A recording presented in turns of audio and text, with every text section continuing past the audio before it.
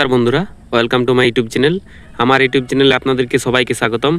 আজকে আরেকটি নতুন ভিডিও নিয়ে এসেছি আপনাদের সামনে।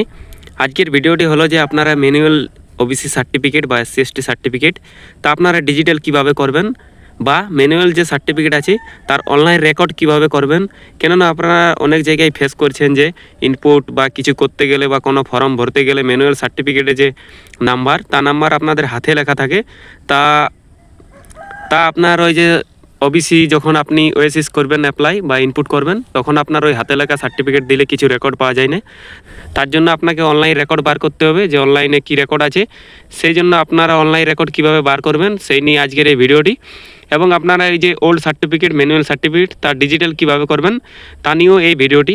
তো অবশ্যই এই ভিডিওটি আপনাদের অনেকের গুরুত্বপূর্ণ হতে চলেছে, তাই ভিডিওটিতে একটি লাইক করে দেবেন এবং চ্যানেলটিকে সাবস্ক্রাইব করে রাখবেন, কেন আমি এই ধরনের ভিডিও ছাড়তে থাকি।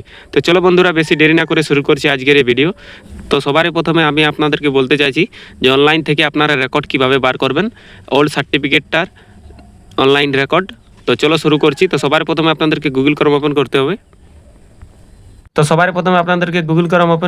গুগল ক্রোম ওপেন করার পরে এরকম এই কাস্ট সার্টিফিকেট লিখে সার্চ করতে হবে। কাস্ট সার্টিফিকেট লিখে সার্চ করার সঙ্গে সঙ্গে এরকমের একটা লিঙ্ক চলে আসবে। দেখুন এই যে অফিসিয়াল সাইট, এটার এইটাই লিঙ্ক যে কাস্ট সার্টিফিকেটের। এই লিঙ্কে আপনাদেরকে সবাইকে ক্লিক করতে হবে।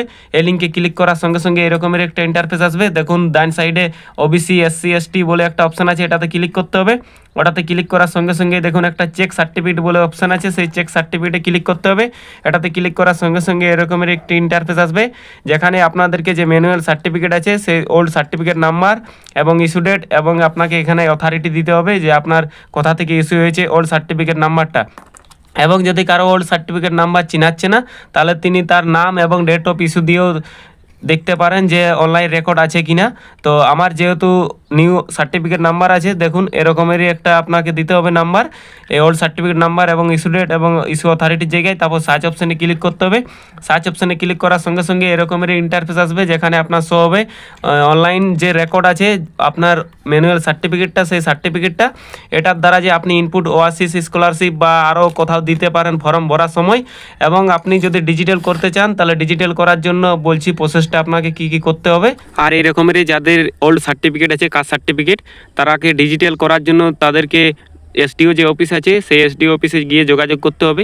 কিছু করতে হবে না, এই ওল্ড সার্টিফিকেট আপনাদের জমা নিয়ে নেবে এবং আপনাদেরকে আপনার আধার কার্ড এবং আপনার অ্যাডমিট কার্ড নিয়ে যেতে হবে, এবং পঞ্চায়েত থেকে একটা ইনকাম সার্টিফিকেট।